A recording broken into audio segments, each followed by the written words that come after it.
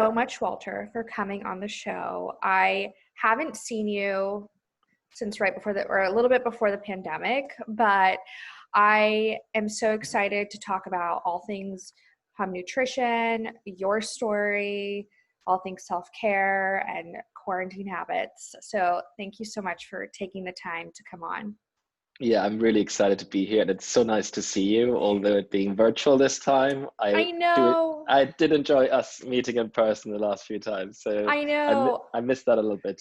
I miss the in-person, like even if you just saw someone passing for like a couple minutes, it made such a big difference. Like I noticed like for me, it makes such a big difference like in my day and my mood just interacting with people, but it's nice to see people over Zoom as well. So It is. It's almost the new reality, and like now when you see people in real life, that's almost like what it used to be on a Zoom call. It's almost flipped around. exactly, I know it is. Exactly. So, Walter, a lot of people don't know that you are the brains and the face behind Hum Nutrition, which they need to know because your story is so fascinating. And as I've gotten to know it, I'm like, wow, you've accomplished so much. But you really, your wellness journey has been a personal journey. And you've also, as you've grown in your wellness journey, you've grown these several businesses. You're a serial entrepreneur, which I'll let you talk about. And essentially, Hum Nutrition is just, I think it really, your journey really speaks through the products and the mission and the branding because it was something that you were so passionate about and it came through this brand. Which after hearing your story, I'm like, totally makes sense. That's why all the products are amazing. All the branding, the storytelling is amazing because your story is so amazing. But I want to go back to when you were in the UK and you started this first, it was your first business, correct me if I'm wrong, the vitamin water brand. Correct. I mean, I would even rewind one step further, Yeah, go one almost, step further. because I tell you why. Because prior to that, I used to live in New York. I lived in the West Village, and I worked for a .com business during the sort of like late 90s, early 2000s .com boom. And I really enjoyed the entrepreneurial setting. I loved how fast paced it was. I loved pushing the envelope with technology, and I loved seeing almost like a full cycle of a business in a very short time span. Like it went from great expansion to bust, as you may remember or not. Yeah. There was this big like .com bubble that bursted in the early 2000s. And then I was just fascinated by it. And I felt I wanted to have my own business at one point. And I just really enjoyed the entrepreneurial environment. And coming out of that company, I had a really great job offer from a huge global software company that wanted me to run one of their divisions, which was again a very forward-thinking technology division. And I thought I loved the entrepreneurial setting and I loved this opportunity. But what I was lacking was a little bit, I felt a bit removed from like consumers in the technology space. And our business was like was a service offering that was business to business. I just felt like I want to do something a bit more tangible where I can connect with the consumers and really sort of like get into something that we can hold and touch and look at and enjoy like as a real person. So I took a step back. I went to business school in France, actually, just like outside of Paris. It's called INSEAD. They're a very good MBA program. And all my friends and colleagues there, they wanted to like either go into investment banking or consulting or private equity. And I thought, I really want to do this own business, but I just hadn't found the idea yet. And then one of my colleagues there, or like another student in the program, he felt the same. And we debated lots of ideas, what we could do. There were like quite outrageous ideas out there. It's sort of like, we just was like, what do we feel passionate about? Because the one thing I did learn was when you have your own company, you need to do something that you're really passionate about because it takes a lot of energy and a lot of like commitment. And it's not like always like smooth sailing from day one. No, it's rarely smooth sailing. Yeah. From the outside, people always see your journey and I think like it was like a sort of straight line, but it's a roller coaster. And I always say it's like a marathon, but you have to run that marathon at a sprint speed almost. So I really wanted to do something that I felt strongly about. And while I was in New York, I saw all these functional waters springing up. And I thought that's an interesting category because it does solve like a problem for the consumer. A lot of consumers didn't like just drinking plain water, but that made hydration a bit more exciting, and at the same time delivered like a nutritional aspect as well to it. So I had this idea with my friend Christopher Coleridge, who I co-founded Hum with as well, to launch the UK's first vitamin enhanced water. We called the company V Water, and I had no idea about the water business, as I was previously in technology. But what I did know was like, if I wanted to create a company as a consumer, like I had to look at it from a consumer standpoint. So I launched this company with very little funding from like people who went to the same business school. They gave us a bit of angel investment. They liked the idea very much. And then we did launch, and suddenly, you know, what was a bit like an idea that was a bit sort of like, you know, out there, became the #1 vitamin water brand in the UK. And we raised venture capital, grew it, and then in 2008, I sold that company to Pepsi. That was very inspired by the trajectory of the brand. And you had never worked with water, like a water company or a consumer beverage good at all? No, nothing. And then I mean, from day one, I looked at it like, you know, I just questioned every decision made by other brands. So like, for example, the formulas, you know, I wanted to make sure this is like a formula I would enjoy. So we went out there on the street and spoke to lots of consumers like, hey, what do you make of this taste? And so we tested things on the street, like really A/B tested our formulas, worked with nutritionists who helped us put the right ingredients into our drinks. And it was really a steep learning curve, finding a bottler who can then manufacture the product to our quality standards. I wanted to avoid any form of preservatives, and there's certain ways of like, you can do that. We went for a hot fill process, which allowed us to omit, you know, preservatives that are not very good for you, at the expense of shelf life. So the products had a relatively short shelf life compared to other waters out there, but I wanted to have a real clean formula, which I felt would benefit the consumer. So all these things, I really looked at it from a consumer perspective, and then just wrote a business plan with Christopher.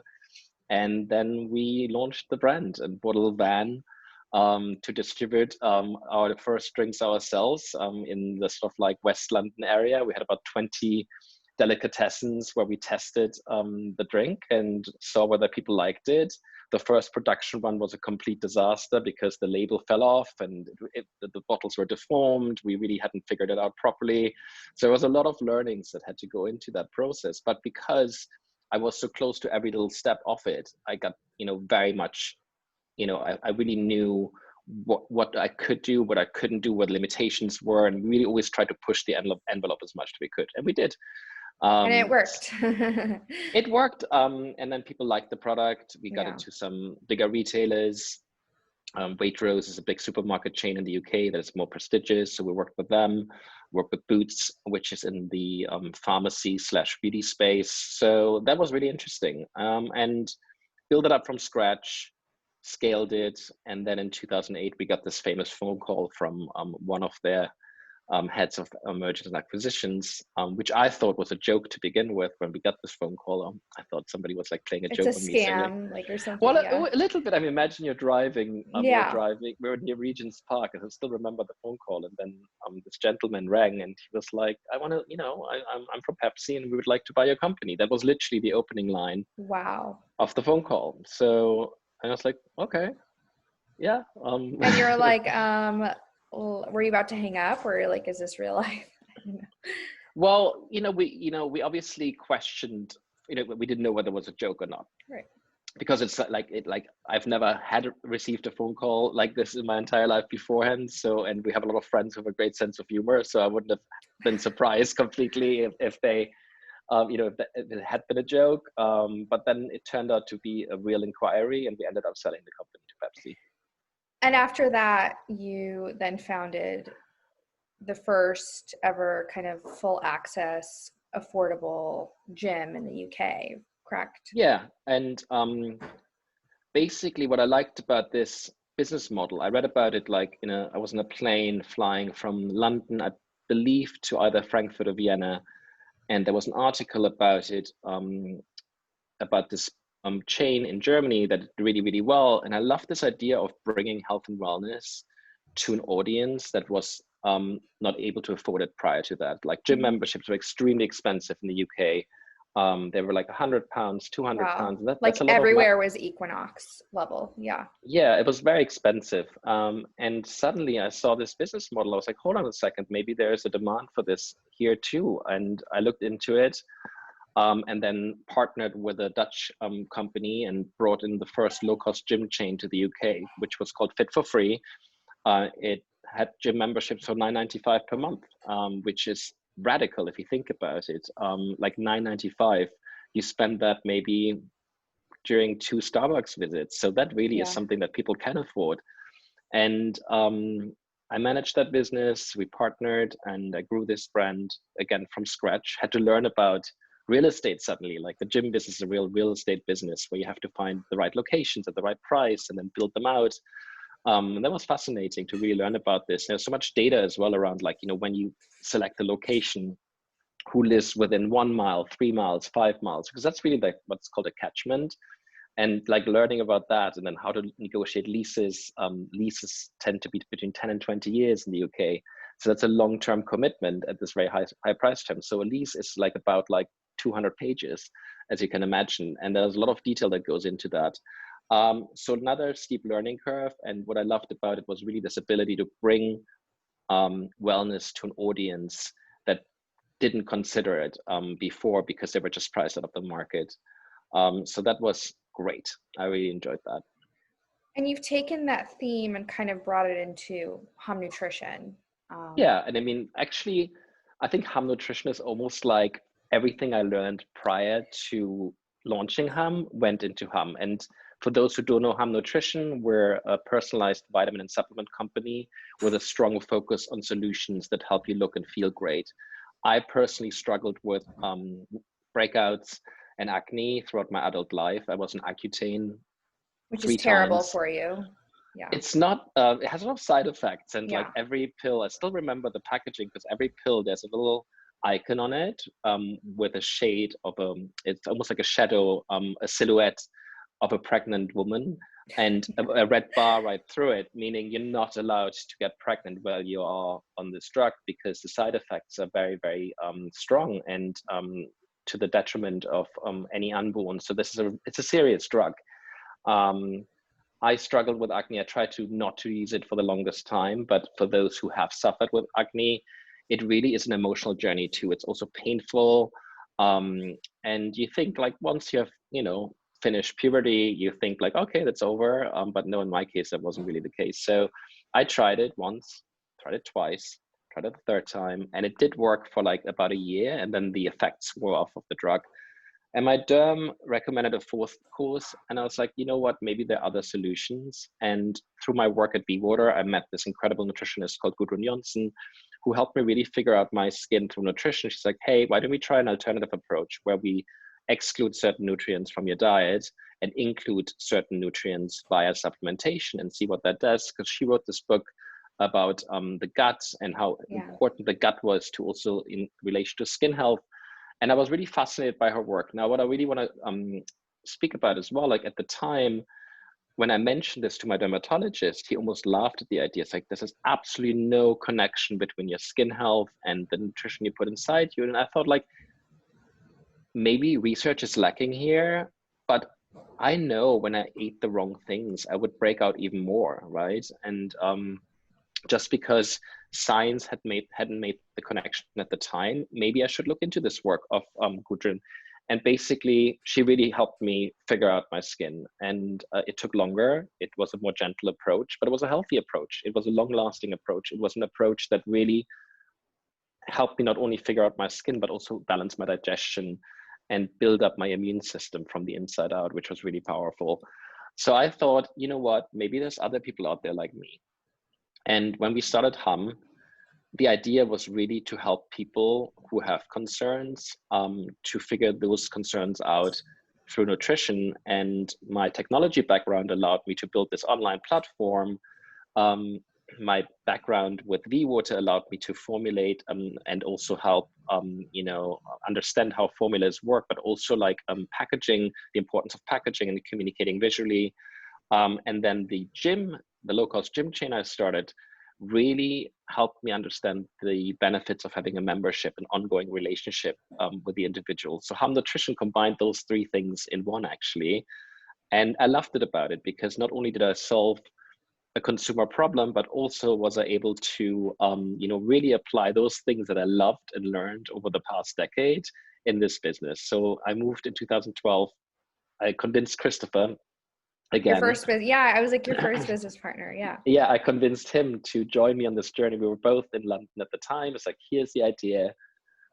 He stayed at Pepsi for longer. It's like, I know you're very comfortable in your corporate job and this is a big ask, but I would love you to do this with me. And I want us to do this in California, because I think this is really where the center of health and wellness is. And this is where we can really move the needle on a greater scale. So he convinced his wife and daughter to relocate from London to LA. And then in 2012, we packed up our things, moved to LA, met up with universities to help us really like fine tune, that quiz that you take, to personalize the experience, work on the formulas.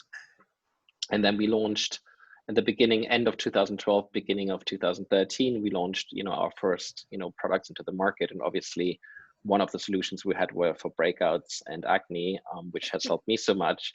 And that's one of our best sellers. So what was your first product? We had several products, but one of them was Daily Cleanse. Oh yeah, Yeah, which is a very popular SKU for us. And that's also these ingredients have helped me personally to really improve my skin. So there's a personal story that went into it. And the solution is obviously for breakouts. And I felt very close to that product. I gave it one of my favorite colors as well, which is a teal. And yeah, then we launched.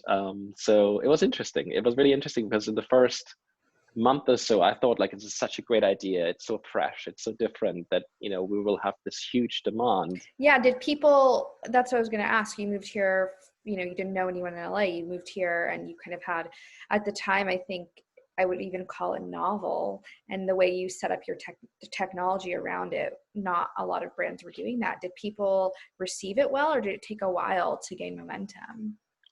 So I knew a few people because of college. I went to college in New York, and one of my really greatest friends lived in LA. So at least I knew one person, and then I had another friend who moved here too at the same time. But other than that, I didn't know many people, and I also didn't know anybody like who would maybe move the needle or give it awareness. Right. Do you see what I'm saying? There wasn't really like a celebrity who I could have suddenly met who could have helped us launch the business. It was literally from scratch. And to be honest, the first year was very quiet. I mean, I got excited when we got one order per week or something like this in the early days. Oh my goodness. And like, yeah, you're thinking you have all this best idea ever. And then it's silence. Like, people have to find your online store, obviously, online presence, because that was our first route to market. We only had the website. And I thought, you have a great idea, people will just come to your website. But what I didn't know was about like, the digital journey and like building that awareness. And so I had to learn that part from scratch. Because with V-Water and the gym, you didn't really have to tap into that too much. No, absolutely not. Because like we were working with our retail partners, obviously. Right. So they helped us there. And then if you have mass distribution, you can obviously do some sort of advertising around it in magazines or whatever is suitable. In the last year, we did like an outdoor campaign as well, which was successful. But that only works when you have all these distribution points. It does not work when you're digital first. If you're digital first. So I had to learn about digital first. That was like the one big gap in my skill set. And also another piece was like, this is something you're ingesting. People want to read about it. They want to learn about it. So the awareness may be there, but in order to be considered or even like, like really take, you have to build a reputation as well. So we really had to build that reputation from ground up, and slowly but surely people placed orders, they told their friends about it, and their friends told them about it. It was real organic growth in the early days. And we learned a lot. And that helped us not only being, nimble, but also really understanding whether the business model, which part worked, which part had to be improved. And really, working, staying close to the consumer. That's something I always enjoyed, and that has helped us. Building that organic growth really was very powerful, and building the community from scratch up. We didn't inherit um, this community. We didn't take over a brand. We really had to start from zero, and that was fascinating but very painful. So I was packing boxes, doing customer service, listening to consumers, everything in the beginning. It was Christopher Doing and it myself. all. Yeah. And I've always been curious about this because this fascinates me. When you guys come together, and maybe it's always been this way since the beginning, how do you be like, okay, like we're going to create this product, these are the ingredients that are going to it, this is how we're going to formulate it, this is the branding. What's your process? What's the process for doing that? Yeah, the process, it starts with a user concern and need Got that it. we want to solve. Like, we're really all about, like, let's solve a problem that the consumer has with nutritional supplements and guidance. And in the early days, obviously I could relate to this very easily because I had these skin concerns. I knew, like, very easily how to speak to those.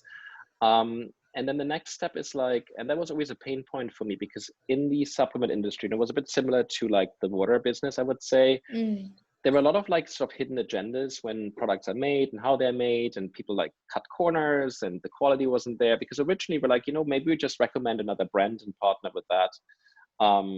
And then have our online platform as sort of like connector between the consumer and the products. But when I looked into what's on the market, nobody formulated in the way that we wanted to formulate and to those specific concerns.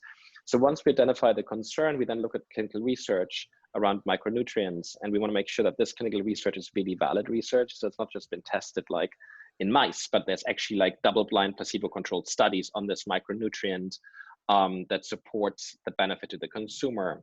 Once we identify those micronutrients in that level, then it comes down to, like, formulating in a very clean and potent way, because you need to verify as well that if you make these supplements, that the exact amount that is promised on the label is actually in the final product. And then the final step is, like, once we have a final formula, we then go into consumer testing to make sure that people are seeing these results as well. So although there's the research in the micronutrients, we really want to validate that with additional research that we can do in-house. So that's the process. And quality first, consumer first. So those are really the two things, based on science.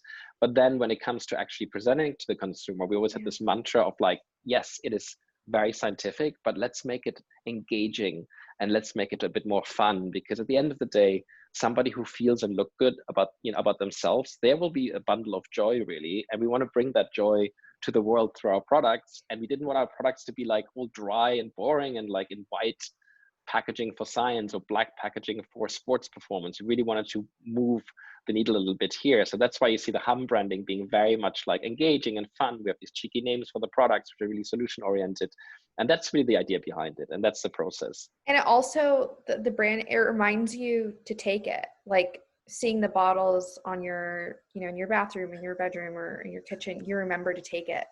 And that's one thing when I first started taking Hum, I was like, the branding is so good. Like, I just remember to take it because of the colors and everything. Yeah, 100%. And, like, when we did research very early on, it's like, what is your biggest pain point with the supplement? Well, yeah, I forgot to take it. It's like, why do you forget to take it? It's like, well, I put it in my, my kitchen cupboard somewhere. And therefore it's sort of hidden. And then you open up these kitchen cupboards and they're full of supplements. I mean, like hundreds of bottles. And obviously you're not going to take this product. And the reason was visual appeal, often, that people were not proud They forgot about it. They forgot about it. They were like, and we literally took vitamins out of the closet, by, like, bringing them out, Literally. because they look so much better, and remind people on why they're taking them with the benefit.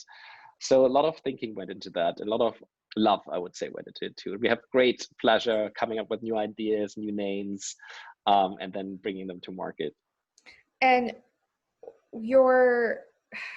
obviously you scaled over the last 8 years, but at what point of the business did you realize, okay, we're becoming like a multi-million-dollar brand?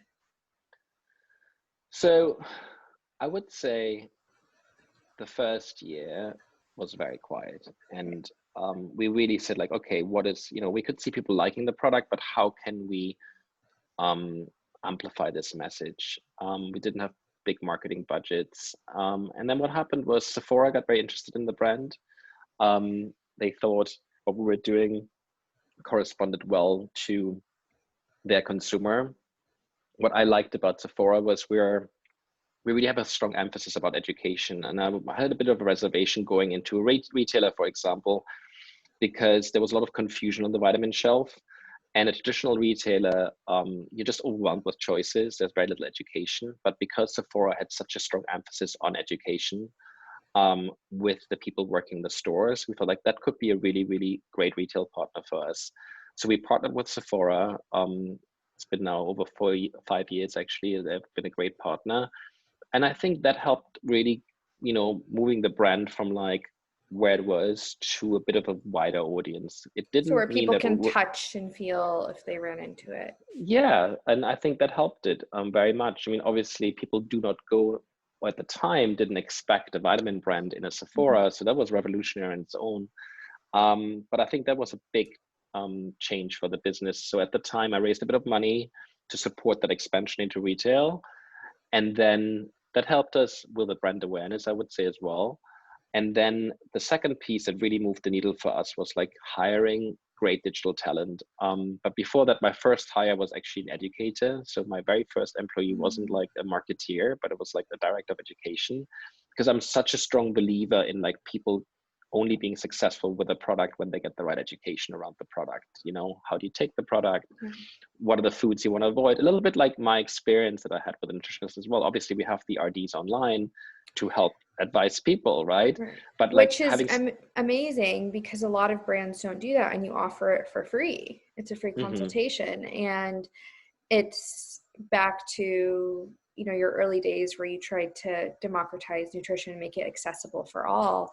You're making nutrition education and education on wellness and health accessible for anyone, no matter where they are in the world. And yeah. And I do think it was my own experience. I didn't know that a nutritionist could potentially help me. And it was through sheer luck that I met Gudrun at the time and helped me figure out my skin. But again, it's cost prohibitive. Like first of all, most people didn't know why they needed a nutritionist, let alone working on your skin health. That was completely revolutionary at the time. So we wanted to be a resource to consumers and wanted to educate them first. So it's not just a question of taking a pill, but it's also a question of like, what are the other things you should be doing? What does a healthy, balanced diet look like? Providing resources around that and knowledge around it, because everybody's so has their own journey where they are. And I think the education piece is really critical. And for us to be able to bring that to the consumer for free, I think is really powerful. And it was always about like consumer first. And then we always felt like if we provide an extraordinary experience and really give people the results they want, then the business will grow organically. That is obviously not the kind of model where you go like get rich overnight. It's a long play. But I do think it has eventually paid off. And then once we built the reputation and we have this incredible community now of people, it's very, whenever I read through the comments on social media or whenever there's Q&As and I'm with the audience, it's really, really, really joyful to be with them. And when we run focus groups as well, you meet them. We have a really nice community, I would say, and internally, the people that work for Hum, but also our customers. And I think bringing that all together means a lot. And I think the idea of providing this free service has really brought in a lot of great consumers to the Hum brand. And we always did it in a way where it's like, it's not related to purchase. It's really about like you being educated first, and then you make hopefully the decision to buy a Hum product. But if you don't, at least you have that nugget of information, that piece of education that can help you move the needle to some degree. And that's how you build a long-lasting community, not just consumers as well. Yeah, so, I would say so, yeah. Yeah. And you talked about your team. Everyone on your team is also so passionate about health and wellness, no matter what role they play. How did you build out that team and instill that kind of culture? And also, I love that you've always made, as you've scaled, you've always kept Hum inclusive and diverse as well. Yeah, we're like, I mean, this is obviously a huge topic right now, diversity, but for us, early on, I felt there's something really special about the brand. And what I've seen with some companies as they grew, they lost that specialness by scaling. And the reason is that people didn't pay attention early on to the culture of the organization, and they didn't think through how to scale the culture of the organization. So what we did, again, I'm not an expert when it comes to culture building. It was the first time I scaled a business to that degree. I hired a consultant to help us identify the culture that we had, and then scale the culture through our recruitment process, through questions we ask, like really identifying those values. Diversity is one of them. Positivity is another one. Curiosity. We work with a lot of scientific material, so I like people that like to learn and read, and I think that's definitely high up on our agenda. And through that process, we actually created a very, very unique work environment, and the team is phenomenal that we work with. You have been to our offices. Yes. Recently, actually, we were asked, like, what are your stats like? Can you bring a light, like, what your diversity looks like? And we shared them, and we feel very proud of like how diverse the organization is. And it really, if it hadn't been for that early decision of hiring somebody to help us scale the culture and identifying what our values were, we wouldn't be there today. So that was a great investment. And anybody who is at this stage of their business of like really scaling, I would highly recommend to specify your culture, your values, and then actively recruit for this. You can articulate those values on your ads. You can also ask questions that make sure that individuals that you want to recruit meet that standard, and aspire to the same values. And those are the things you want to do. We have often like had some really great talent that was very skillful, but that didn't meet that cultural aspect. So therefore we decided not to pursue this candidate. And it is important. It really is, because at the end of the day, once a culture is broken, it's very hard to fix. It's a long-term process. So you really want to think that through. And then also, I think from a bigger perspective, it's like, Ham has never been the sort of like, it was a long-term environment I wanted to create with Christopher.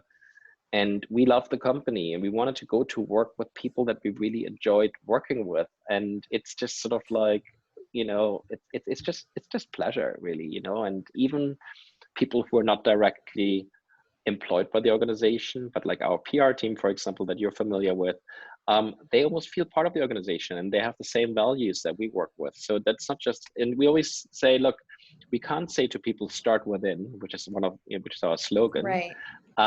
if we don't start within the organization. And what has surprised me was like how undiverse many companies are, because I don't think there's like, and I don't think there's any sort of like, I think it's just sort of like people just wanting to hire people that are like them, really, and not thinking that through. And that it doesn't help, this day and age. I think diversity is really key in solving problems and having all the voices around the table. And it's obviously also the right thing to do. But it also has so many benefits to it. You know what I mean? So many benefits. I think, and I've written about this and I've talked about this, the more you hire diversely, invest diversely, create diverse products, I mean, not only is it the right thing to do, but it's proven that your sales are better, you have higher customer retention. I mean, the benefits are endless. And, I'm first generation Egyptian American. You obviously came here as an adult. And, when I first growing up, I didn't feel like I could connect to brands or connect to different products because I didn't see myself in it. And I think a lot of brands and companies forget that consumers will connect to your product or your brand if they feel they can see part of themselves or find something that relates to their life in that brand or that product. So yeah, no, you're absolutely right. But I do think that it's about like doing the right thing first, and then the benefit comes with it. But I think the motivation should be about like, do you see what I'm saying? No, I 1,000% agree with it. It is the right thing. But for people who I guess who are confused, I feel like a lot of brands are jumping the bandwagon now, because they're realizing, oh, this is what we're supposed to do. But what Mm-hmm. they've been missing the entire time too is all these other benefits that come with it. So 100%. And I mean, and I'm so pleased that the conversation is finally happening, actually. And I think it's a very exciting time in it many is. ways. It's painful as well, because change often comes with pain. But that pain will lead. I really have a good feeling about this leading to a better world, I must say. I really do. I think so too. And speaking of painful times, we're obviously in the middle of a pandemic and we've been stuck at home, working, from our homes, and we both live in LA. Everything keeps opening, shutting back down. It changes on a daily basis, if not hourly sometimes. So how have you had to adjust your strategy with home? Have you had to look at things in a different way to kind of move along with the pandemic? Yeah, I mean, absolutely. I mean, no one, look, I went to business school but no one trains you for this. Yeah, I mean, no way. let's be really honest here. There's no playbook, there's no case study. This is like a first for all of us. And the first instinct I had was like, because we have this incredible culture as a company and we really work closely with each other, was like, how can I look after the well-being of the individual, of the culture altogether? Like that was really high up. I mean, obviously the safety of the individuals is the number one priority, but like in addition to that, it's also about like mental wellness. Yeah. It's about, these are stressful times, and let's acknowledge this. I don't think it's necessarily, there's obviously the health aspect to it, which is scary. There's an uncertainty aspect to it, when things will return or normalize a little bit more. Normal may not never be the Nope. right word to be used. Yeah. And I think that's a hard aspect to it, like that, we didn't know how long this will last from day one. And sure, it was about like 2 weeks, 3 weeks, whatever, but I have a lot of friends and family in Europe, and we have also an office in Germany. So they were a bit ahead of us when it came to like dealing with it. So we prepared ourselves for the long run. Now, my way of communicating with the team and energizing the team used to be very much like Monday mornings. We all got together in this fabulous room. You've been to our offices, and it's like it was really like high energy, and Yes. there's just something really nice about it. And I suddenly had to reinvent that part of it a little bit with the team and making it work digitally. So I personally had to learn, how can I connect with an audience online? I didn't have that. I'm not like huge on social media personally. And it's just not my general, I would say, way of connecting with people. I'm very much like into connecting as a group or one-on-one. I really enjoy that. I enjoy the deep exchange on an individual level, and in the group level. So I had to learn that, like, how do I connect and feel almost like the group? Do you see what I'm saying? The But energy the that you energy get of from, like yeah. reading the room. I don't know how to Yeah. describe that, but I really like to read the energy of the room a little bit as well, and then sort of like, adjust your communication accordingly. So that I didn't know what to do, so I had to learn that. But also we prioritized mental well-being of everyone. It's like, how can we really stay active, engaged, collaborate together, and started very quickly with social programming, which included cooking together or workouts together. Like our VP of sales, Vanessa, she is very, very good in teaching exercise classes too, it turned out. Our VP of digital marketing happens to be a Pilates teacher too. So there's a lot of talent. Michelle, who writes, for our blog, The Wellness, teaches yoga. My boyfriend Javier did a cooking class for I everyone. love So, Javier. He's the best. He's so literally you guys are so cute together. thank you. So it really came together naturally, and it was nice to see that there was so much talent, but so many people wanting to connect online. And then obviously, we provide products to people to help them with stress as well. And like, I mean, that's obviously a given that like they have, they always had hum products at their disposal that comes with it. But really like, supporting the team, building that culture online, we had to quickly learn.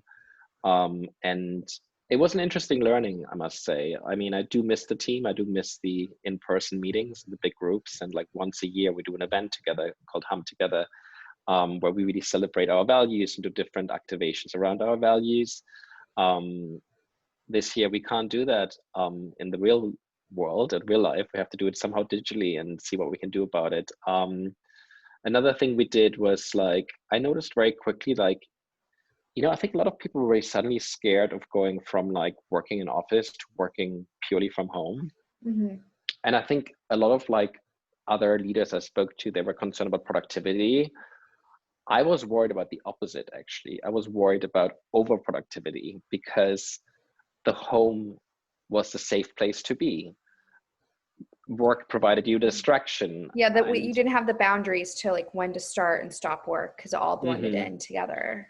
And suddenly, like, now I was always a proponent of like really clearly separating my personal space from my workspace. And basically, what I did think through is like, how can we make sure that people don't burn out?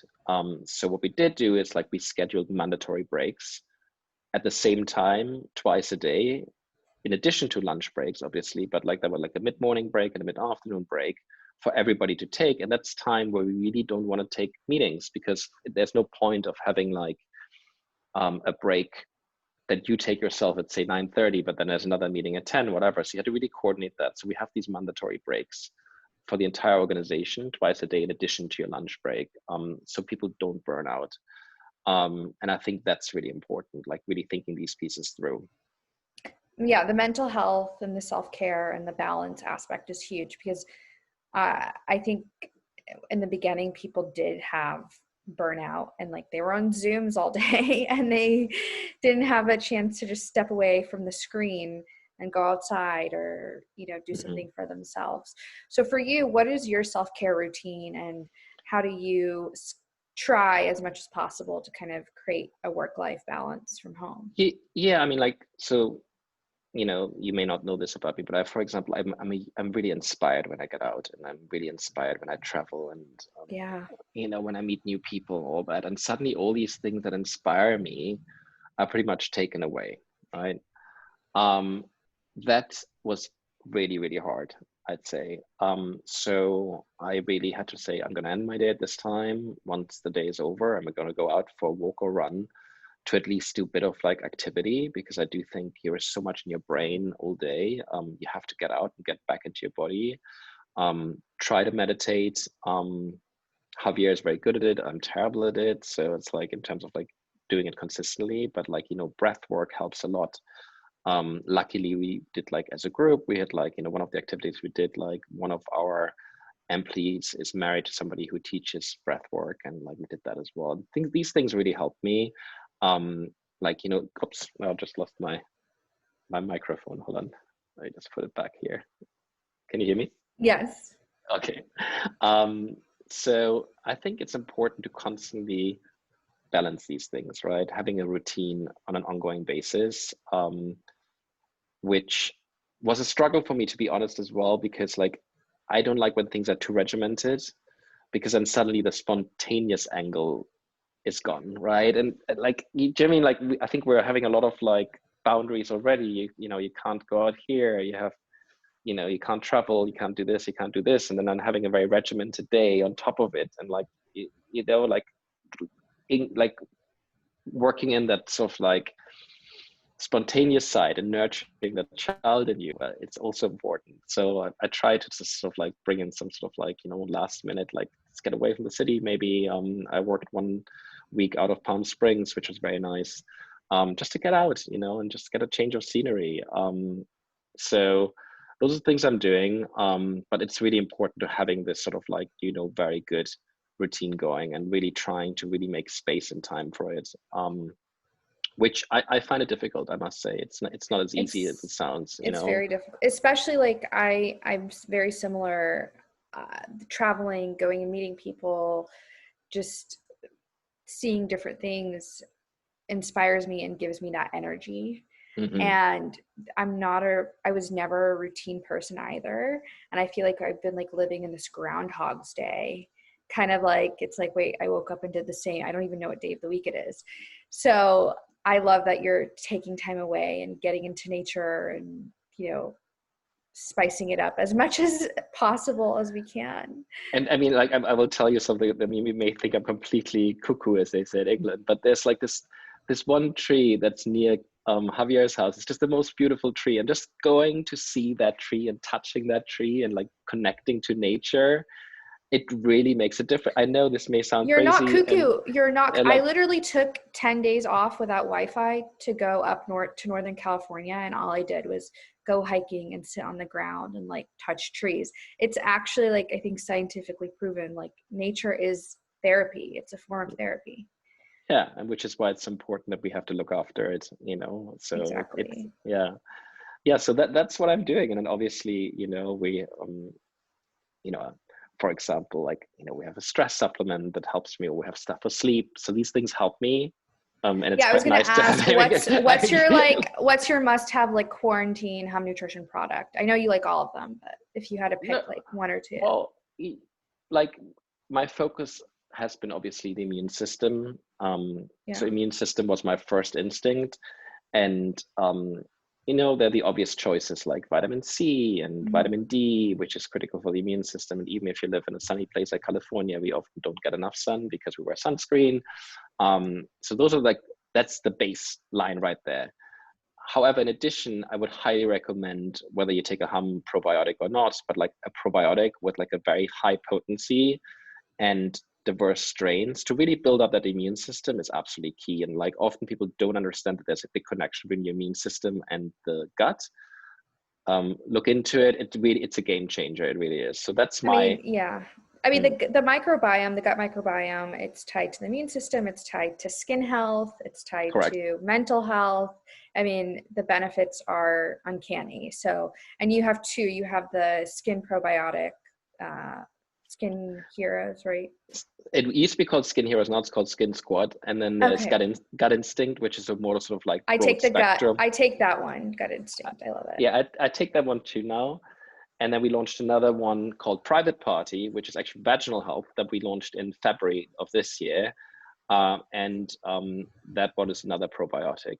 So for the immune system in particular, I would recommend Gut Instinct because it has the highest diversity of strains and a high potency as well. So that's a really great formula.